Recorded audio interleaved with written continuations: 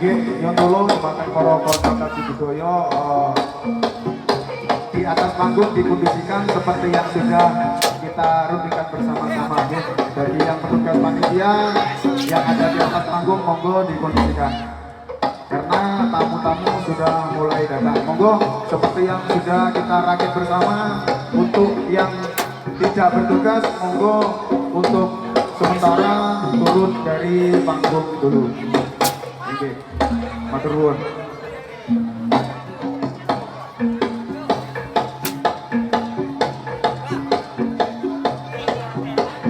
Li-aliku papriye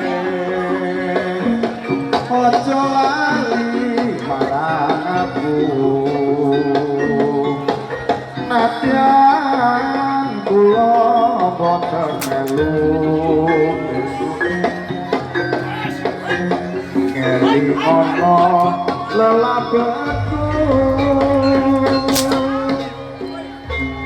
amung embane kesapa papriye.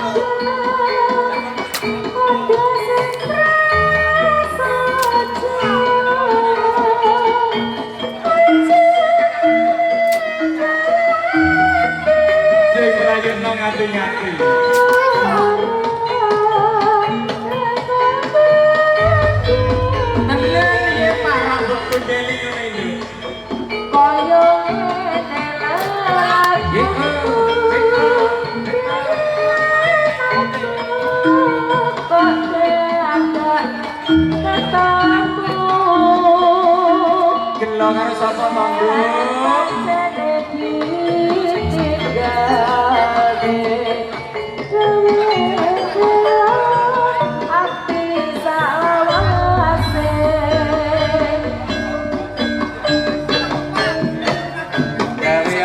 gelo selawase kanggo dulur-dulur sing pengin mirsani pagelaran akbar seni tiban Taji Budaya monggo enggal merapat wonten ing panggung syaratnya mung merapat kok ndak oleh munggah sing munggah kok sing main tok ciko lo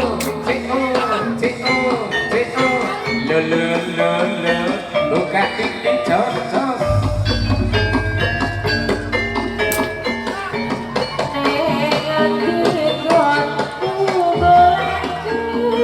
kagem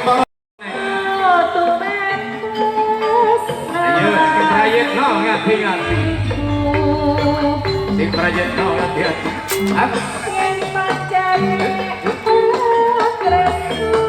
sinabi mirengaken gending gelo kita bersani para jawara tiban adu kekuatan sirah oleh panas hati-hati kudu tetep adem neng oleh gebuk-gebukan nanging yang isor tetep kekacan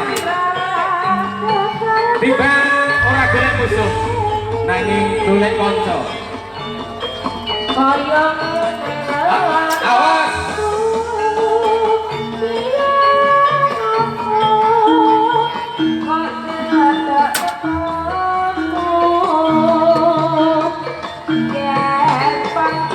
kagem para pemain tiban sasampunipun dahar monggo enggal merapat wonten sak kanan kirimipun panggung pagelaran